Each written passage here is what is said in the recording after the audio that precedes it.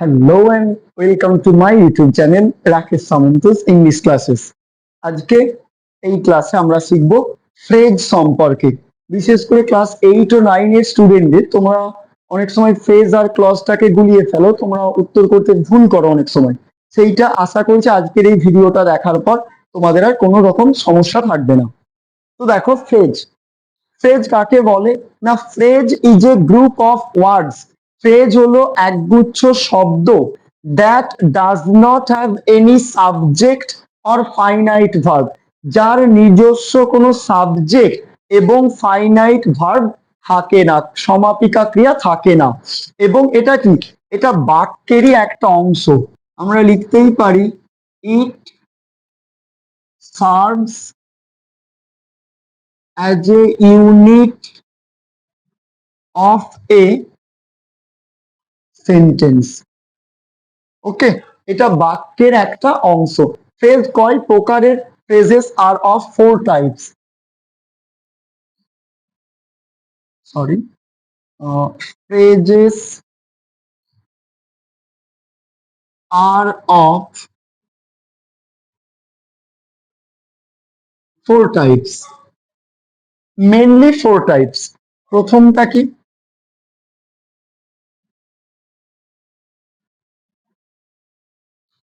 Adjective phrase.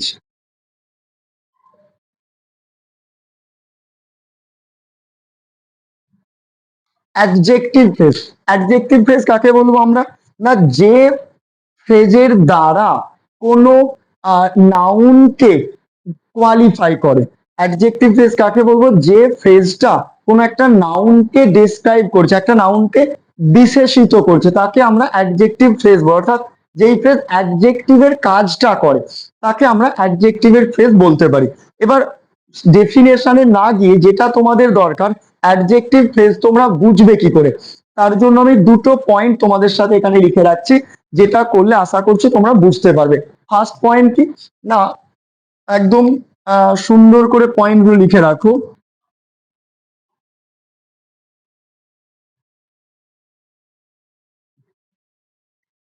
সুন্দর করে দুটো পয়েন্ট মাত্র আমি বলছি, সেটা লিখে রাখবে।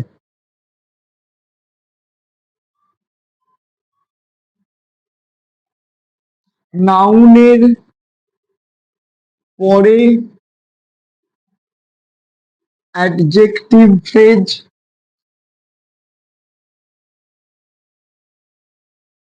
বসে।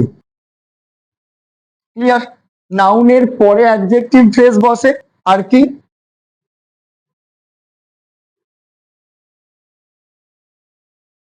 নাউনকে বর্ণনা করে। তাহলে নাউনের পরে বসবে, নাউনটাকে বর্ণনা করবে। ক্লিয়ার? আমরা দুটো উদাহরণ দেখি, ভালো করে খেলবে। অ্যাডজেক্টিভ আর অ্যাডজেক্টিভ ফ্রেজের মধ্যে গুলিয়ে ফেলবে না। আমি অ্যাডজেক্টিভ আর অ্যাডজেক্টিভ ফ্রেজ দুটো উদাহরণ দিয়ে তোমাদেরকে বুঝিয়ে দিচ্ছি। ধরো এখানে একটা উদাহরণ এরকম আছে,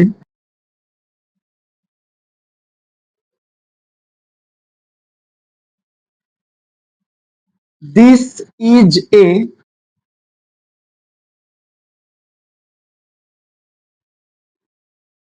উডেন চেয়ার। ভালো করে বোঝো, this is a wooden chair. এখানে চেয়ারটা আমার কি? চেয়ারটা আমার নাউন। আর উডেনটা আমার কি? উডেনটা আমার জাস্ট অ্যাডজেক্টিভ। উডেনটা আমার জাস্ট অ্যাডজেক্টিভ, কারণ এটা নাউনের আগে আছে। আর আমি অ্যাডজেক্টিভ ফ্রেজটা কি বলেছি? নাউনের পরে বসবে। ঠিক এইটাকেই যদি আমরা একটু ঘুরিয়ে, ধরো একটু ঘুরিয়ে আমরা লিখি,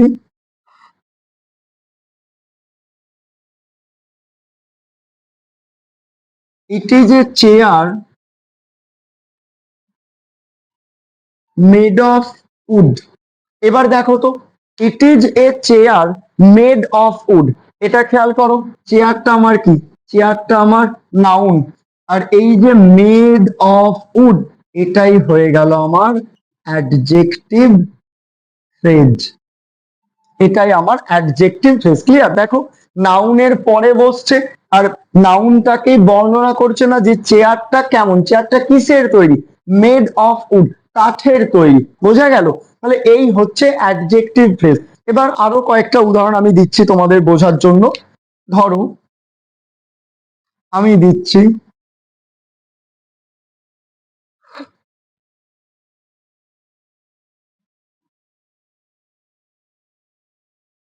She is a girl of beauty, তাই তো? দেখো, she is a girl of beauty, তোমরা বলো নাউন কোনটা? Noun, exactly noun girl. গার্লটা আমার নাউন, আর নাউনটাকে ব্যাখ্যা করছে কোনটা? Of beauty. অফ বিউটি, তাহলে এটা আমার অ্যাডজেক্টিভ ফ্রেজ। ক্লিয়ার? তাহলে এই অ্যাডজেক্টিভ আর অ্যাডজেক্টিভ ফ্রেজের তফাৎটা বোঝা যাচ্ছে। অ্যাডজেক্টিভ নাউনের আগে বসছে, আর অ্যাডজেক্টিভ ফ্রেজটা নাউনের পরে বসছে। ক্লিয়ার? আরো এরকম উদাহরণ আছে, ধরো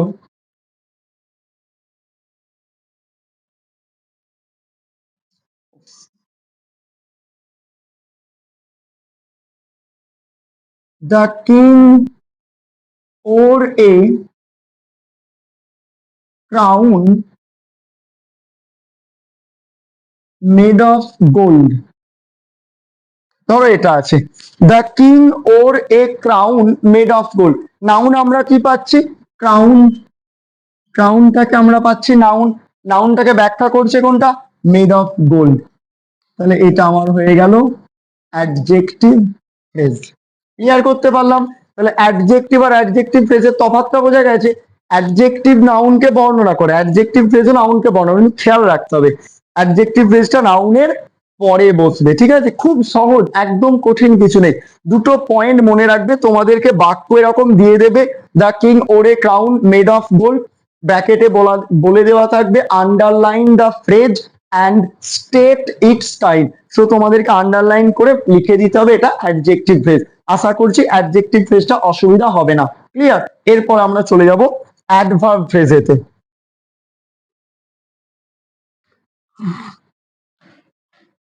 একটু ভিডিওটা হয়তো বড় হয়ে যাবে, 15 মিনিটের মতো।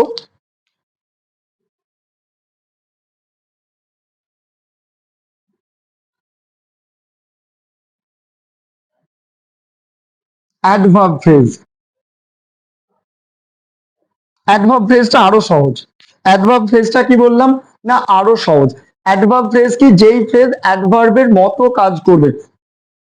তার থেকেও বড় কথা, এখানে আমি তোমাদের দুটো পয়েন্ট বলবো, সেই দুটো পয়েন্ট মনে রাখলেই তোমরা কিন্তু পরীক্ষায় একদম সহজে অ্যাডভার্ব ফ্রেজ আন্ডারলাইন করে উত্তর করে দিয়ে আসতে পারবে। কি কি দুটো পয়েন্ট দেখো, আমি আবার এখানে মার্ক করে করে করে দিচ্ছি।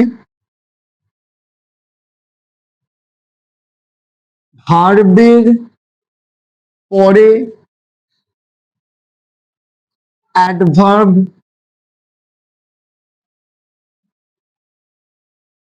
ফ্রেজ বসবে। আর একটা কি? Preposition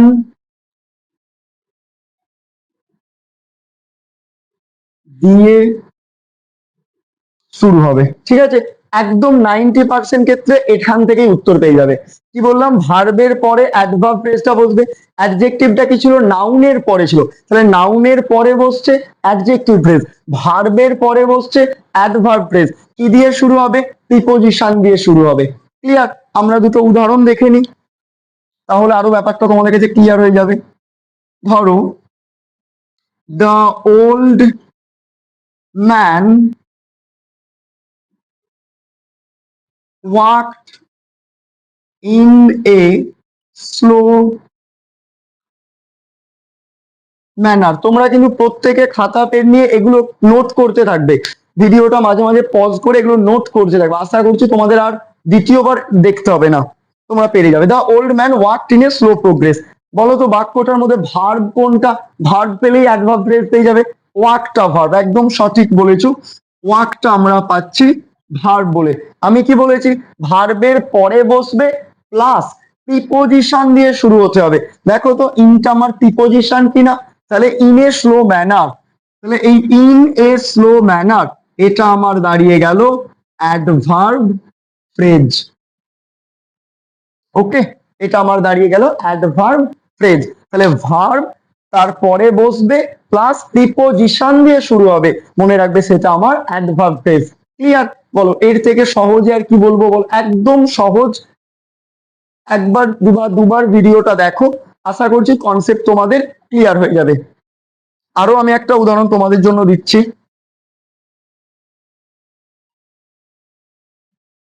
C stood across the road, তাই তো? She stood across the road, বলো তো এখানে ভার্ব কোনটা? কোনটা ভার্ব? স্টুডটা ভার্ব, স্টুডটা ভার্ব। তাহলে দেখো আমি তোমাদের আন্ডারলাইন করে দেখিয়ে দিচ্ছি। স্টুডটা ভার্ব, ভার্বের পরেতে বসবে প্লাস প্রিপোজিশন দিয়ে। দেখো তো অ্যাক্রসটা প্রিপোজিশন কিনা? প্রিপোজিশন তো, তাহলে অ্যাক্রস দ্য রোড, তাহলে এইটাই আমার হবে অ্যাডভার্ব ফ্রেজ। বলো কি এমন কঠিন আছে অ্যাডভার্ব ফ্রেজ? তাই তো, সহজ লাগছে তো? আমি আমার যতটা সম্ভব আমি ততটা সহজভাবে করানোর চেষ্টা করছি, আশা করছি তোমরা বুঝতে পারবে। বলো আরো একটা উদাহরণ দিচ্ছি, সেই উদাহরণটা তোমরা করবে। দেখো, Riju finished the work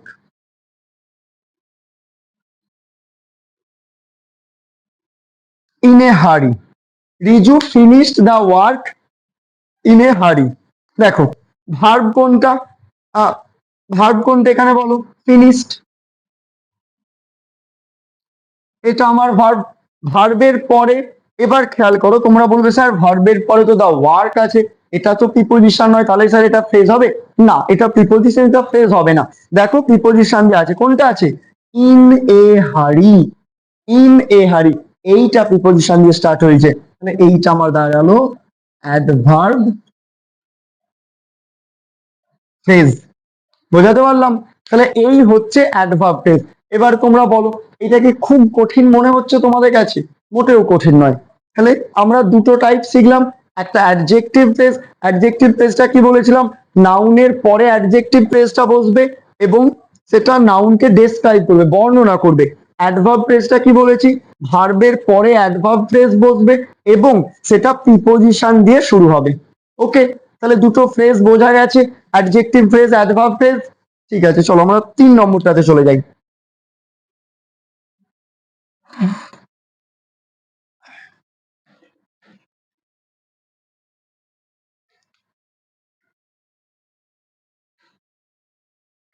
noun phrase বা নমিনাল ফ্রেজও আমরা বলে থাকি।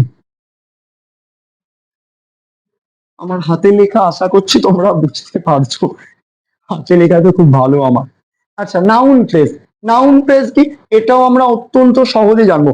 কোনো বইয়ের সংজ্ঞা কারণ কিচ্ছু দেখার দরকার নেই, যেটুকু বলছি কনসেপ্ট সেটুকু। ইংরেজি গ্রামার কনসেপ্ট ক্লিয়ার তোমাকে করতে হবে, মুখস্থ করে কোনোদিন গ্রামার শেখা যায় না। কনসেপ্ট ক্লিয়ার, তুমি সংজ্ঞা 4-5টা গ্রামার বই 4-5 রকমের সংজ্ঞা পড়বে, কিচ্ছু হবে না। মনে রাখবে কনসেপ্ট ক্লিয়ার করতে হবে, এবং কনসেপ্ট আমি একদম সহজ বাংলা ভাষায় লিখিয়ে দিচ্ছি। ঠিক আছে? অনেক স্যার হয়তো বলবে না এটা ভুল বলছে, ঠিক আছে, তোমরা কান দেবে না, আমার কথাটা শোনো, উত্তর তোমরা সঠিকই করবে। ঠিক না? লেখো ভার্বকে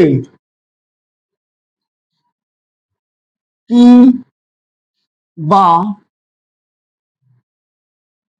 কাকে দিয়ে প্রশ্ন করলে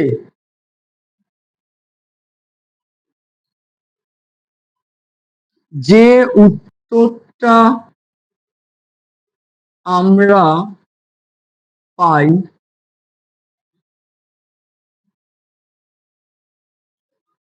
সেটাই নাউন ফ্রেজ। অনেক স্যার হয়তো আমার এগেনস্টে এই কথাটা বলতে পারে, অনেকেই বলতে পারে, সেটা কথা নয়, বাট তোমরা এটা এটা অ্যাপ্লাই করে দেখো উত্তরগুলো আসে কিনা। ভার্বকে কি বা কাকে দিয়ে প্রশ্ন করলে যে উত্তরটা আমরা পাই সেটাই নাউন ফ্রেজের আন্ডারে পড়ছে। আমি খুব ছোট্ট একটা উদাহরণ দিচ্ছি, খুব ছোট্ট উদাহরণ, দেখো তো হয় কিনা।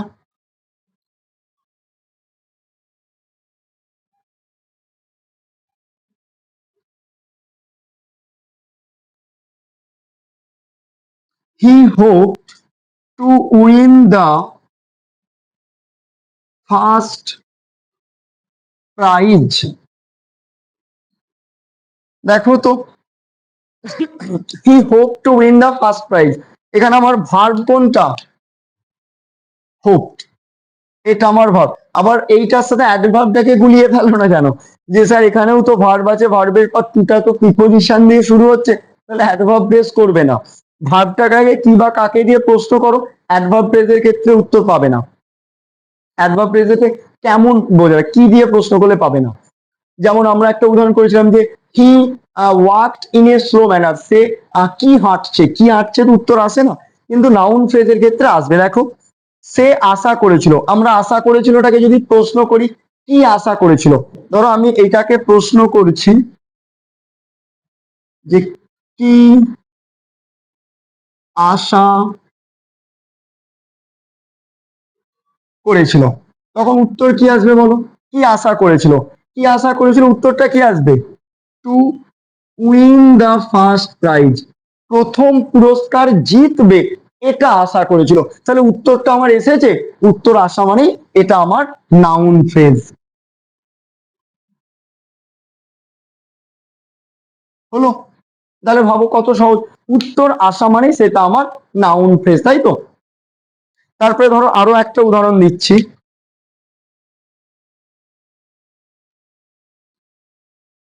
Travelling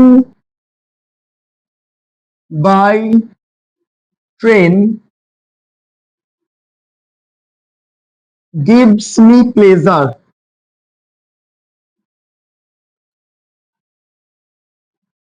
travelling by train, travelling by bus, travelling by toto, auto, যা খুশি বলতে পারো। Travelling by train gives me pleasure, আগে বলো ভার্ব কোনটা? গিভসটা নিঃসন্দেহে ভার্ব, আমি ভার্বটাকে দেখি, এটা ভার্ব। গিভ মানে কি দেয়, ট্রাভেলিং বাই ট্রেন দেয় আমাকে প্লেজার, তাই তো। তাহলে আমাকে প্লেজার, আমাকে কি দেয়, কি আমাকে প্লেজার দেয়, কি আমাকে আনন্দটা দেয়, কোন জিনিসটা আমাকে আনন্দ দেয়, কি দেয় না, ট্রাভেলিং বাই ট্রেন, বাসে করে ভ্রমণ, সরি, ট্রেনে করে ভ্রমণ করাটা আমাকে আনন্দ দেয়। তাহলে কি বা আমাকে আনন্দ দেয়, বাসে করে ভ্রমণ করাটা, আমরা উত্তর পাচ্ছি। তাহলে এটা আমাদের হয়ে গেল নাউন ফ্রেজ। ক্লিয়ার? তাহলে এত সহজে তোমরা বুঝতে পারছো, বলো এই দুটো উদাহরণ দেখে বুঝতে অসুবিধা হচ্ছে নাকি? তারপর আমি আরো উদাহরণ দিচ্ছি।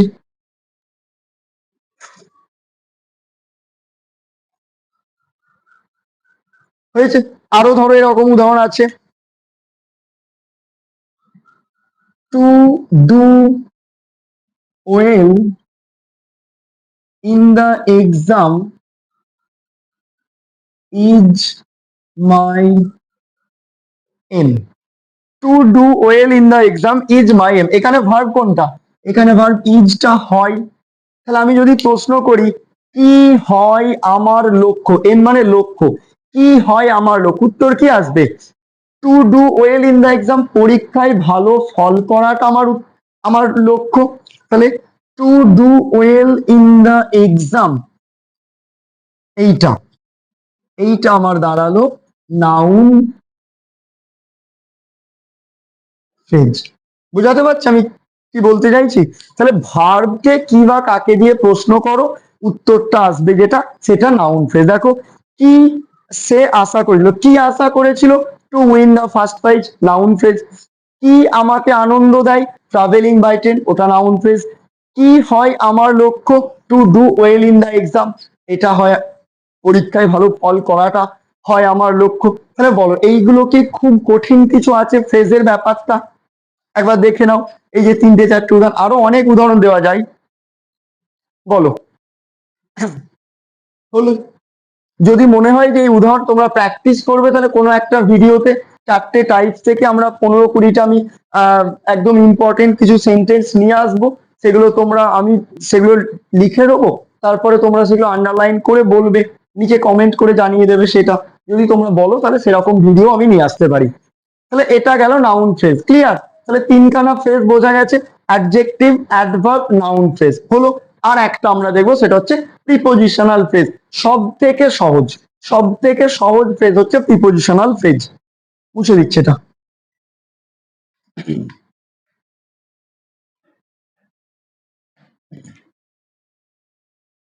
দেখো, তোমরাও আমার সাথে খাতা পেন নিয়ে লিখতে থাকো, কিন্তু নোট ডাউন করতে থাকো। প্রিপোজিশনাল ফ্রেজ, এটা অত্যন্ত সহজ, অত্যন্ত সহজ। কেন বলছি? একটা সিঙ্গেল পয়েন্ট আমি তোমাদের বলবো, সেই সিঙ্গেল পয়েন্টটা মনে রাখলেই তোমরা পরীক্ষায় উত্তর করে আসতে পারবে। একটা পয়েন্ট তোমরা মনে রাখো, কি না, প্রিপোজিশন দিয়ে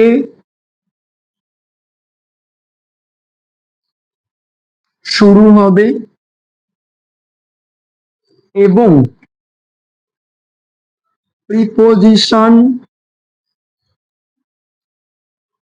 দিয়ে শেষ হবে। এই একটা কথা মনে রাখো, যেই ফ্রেজ প্রিপোজিশন দিয়ে শুরু হবে, প্রিপোজিশন দিয়েই শেষ হবে, সেইটা হচ্ছে প্রিপোজিশনাল ফ্রেজ। একদম খুব সহজ। উদাহরণ লেখো। ধরো আমি বললাম, সৃজন could not attend the meeting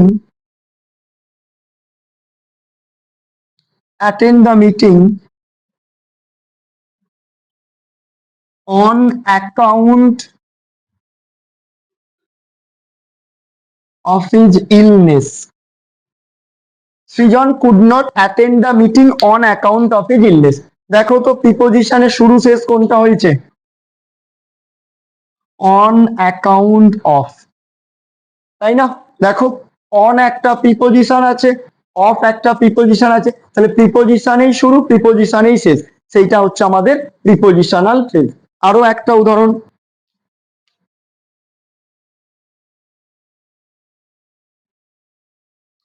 the soldiers died for the sake of their country. বলো, এইটা প্রিপোজিশন দিয়ে শুরু, প্রিপোজিশনে শেষ, কোনটা হবে? একদম ফর থেকে অফ। দেখো, ফর দ্য সেক অফ, দেখো ফর প্রিপোজিশন আর অফ সেটাও একটা প্রিপোজিশন। তাহলে প্রিপোজিশনাল ফ্রেজ কিন্তু অত্যন্ত সহজ, প্রিপোজিশনে শুরু হবে, প্রিপোজিশনেই শেষ হবে। বোঝা গেল? আরো একটা তোমাদের জন্য উদাহরণ আনছি। ধরো, হি কেম টু কলকাতা